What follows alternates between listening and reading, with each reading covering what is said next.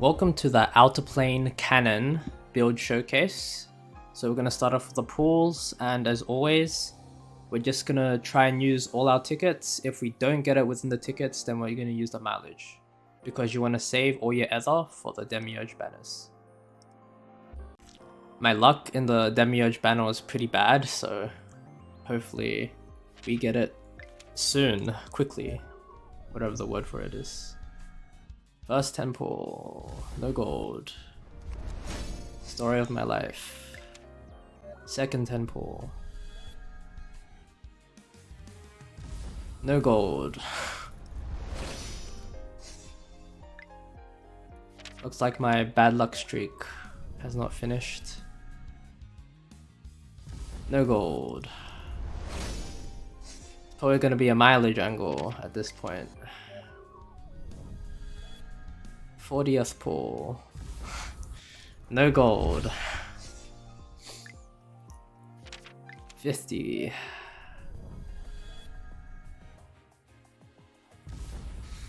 No gold. This is kind of depressing, honestly. Okay. This better be Kanon, because if you haven't seen how badly I got shafted on the Demiurge banner, that was really depressing. I live to surf. No, this is AR. My board is my body, and my Oh, body is my we got board. Kanon. I'm here to face a worthy Nice. opponent. Two 3-stars in You this the temple. fighter? I'm Kanon. With the raid up unit. unit. My heart is to become the strongest fighter alive. I guess my luck wasn't that bad in this banner, but it wasn't amazing. Yeah, see you in the build. So I'm back from fully building my Kanon. So you can see I have 3000 defense here because all of the skills scale off at defense instead of attack. So that means attack is useless on this hero. Similar with Demiurge Drakan, where attack is useless and she does damage purely based on her HP. Kanon purely does damage based on her defense. So I've maxed out her skill 2 and 3, her most important skills by far. And as for her exclusive equipment, it is not that important. It is very useful still, it mitigates damage for her, but I just feel like it's not 100% essential to have it. So if you're low on gifts, then there are better units to prioritize over Kanon. For a gear, I have penetration necklace, and just defense, trying to get as much defense, main stats as possible, and crit chance, and a little bit of speed. But the most important is defense, crit chance, crit damage. So the team comp I'm using her in is using a really fast Steve ladder with decent crit chance, so she can proc a skill 2 over here. When an ally scores a critical hit, activates you as strong. And this is also combined with the Nodia skill 2 here. So when an ally lands a debuff, so stripping with Demiurge ladder skill 3 counts as landing a debuff and also inflicts unhealable. So if she lands a debuff, then it will go Nodia skill 2, Kanon skill 2 on the highest attack unit. So it would just be carnage basically. Mene here is just here because her Transcendence at 4-star and 6-star gives the team 5 speed each, so it just gives our team a little bit more speed edge over the opposing team. Are you ready? Copy that. Twin blade combine. This is the gloom quelling blade of tomorrow. Destruction blade! Not one of you will escape. Crystal pecked at you. Yeah. You might want to dodge. It's not your. Copy that. Output maximum. Since destruction is the genesis of life, let's go! Destruction blade! Shatter to pieces! You cannot escape. Yeah. Incoming. You might want to dodge. I'm all set. Crystalline blade, dance upon my sword. I'm glad I was helpful to you. Epsilon, are you ready? Okay. Output maximum. Since destruction is the genesis of life, let's go! Destruction blade! Not one of you will escape. That, it's not a big deal. Crystal pecked at you! That was... I know. Copy that. Twin blade combine. This is the gloom quelling blade of tomorrow. Destruction blade! Not one of you will escape. Crystal cuts at you. Incoming! You might want to dodge. Leave it to me. Crystalline blade, dance upon my sword. Ow. With this, my mace. Let's just fight already! Okay. Output maximum. Since destruction is the genesis of life, let's go! Destruction blade! Not one of you will escape. Crystal comes at you! That, it's not a big deal. You might want to dodge. Are you ready? Okay. Twin blade combine. This is the gloom quelling blade of tomorrow. Destruction blade! Not one of you will escape. You cannot escape! I'll be your savior. Try and stop me!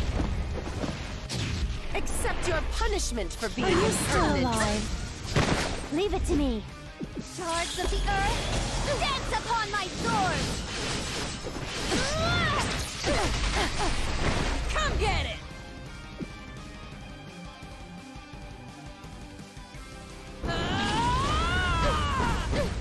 Roar, my fighting spirit! Chop! Stop bothering me. Okay. Confirmed. I see. Understood. Leave it to me. With speed, I'll cut you down. Yeah! Might makes right. Perish. Contemptuous world. Witness the power of the white dragon.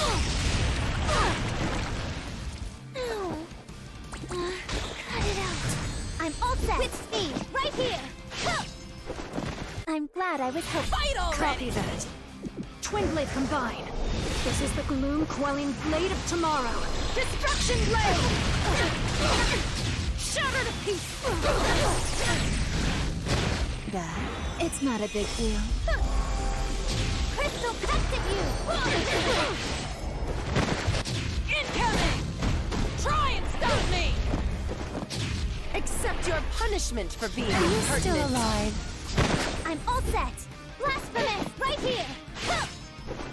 I hope Matters. Let's just fight already! Copy that. Output maximum. Since destruction is the genesis of life, let's go! Destruction blade! Not one of you will escape. You cannot escape!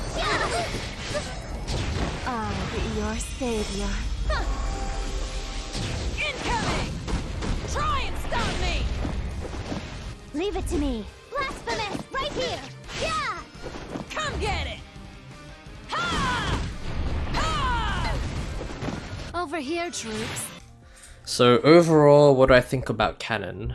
So for early game players, I definitely think that she is bait and you should not get her if you're early game, because she requires really niche gear that has lots of defense. She needs defense percent, she needs flat defense, and main stat defense percent stats. It's just like bait. Like, if you pull her, it encourages you to upgrade gear that has defense percent stats on it, and that is not optimal for, like, she's like the only unit where rolling defense percent is optimal.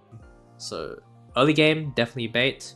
PvE, so early game, like PvP and PvE, do not get her for either PvP or PvE, because her gear is so niche and her damage is actually not even that good. Even with good gear, her damage is not good. Okay. Now for mid-late game players who coincidentally have decent defense pieces, defense crit pieces lying around, she could replace. She's a very tanky damage dealer that deals decent damage. She does not deal amazing damage, only decent damage. The thing is that she's very tanky, okay? Especially against area of effect attacks. So in PvE, I could see her replacing some units where you need like a tank to frontline, she could be that frontline and deal decent damage at the same time. Okay, now mid to late game PvP wise, I still do not think that she's that great. Even with like 3000 defense and decent crit damage, she still does not do that much damage. Like just barely enough to one-shot squishies with her unbuffed skill 2, like no defense buff on her skill 2. So like the only thing I can see her like being really good at is countering specific units. Like Nodia, she counters Nodia extremely hard. And yeah, that's about it. I really don't see another insane use case for her. Overall, I think that she is a pretty mid unit, and if you really need to save your tickets for better units, then I recommend skipping this unit, even though she has a cool design, unfortunately. Not very useful in PvE, not very useful in PvP either. Early game especially, like just early game completely avoid thinking about this unit, unless it's like you're one at a time, like, oh, I love her design, whatever, you know what I mean. Okay, thinking about it closely again, mid-late game PvP wise, she is good against teams that have like only area of effect attacks, like D-Stellar, like only D-Stellars, like Nodias. Okay, she already hard counters Nodia, as I already said. Like, if there's lots of AoE attacks, because her skill 2 seems to have no cooldown for the shielding part. If they hit you with an area effect attack, you get a shield immediately refreshed. So that's like a really good part about her. And in PvE too, I guess. If there's a stage that only has area of effect attack, you can probably solo that stage, especially if you equip like a lifesteal set on her. But still, I think that, yeah, very, very mid unit. In certain situations, can be a good unit, at best. That's my final verdict. And that's gonna be it for my Kanon showcase video. Not very much to talk about, honestly, because she's pretty one-dimensional. So yeah, I'll see you in the next one.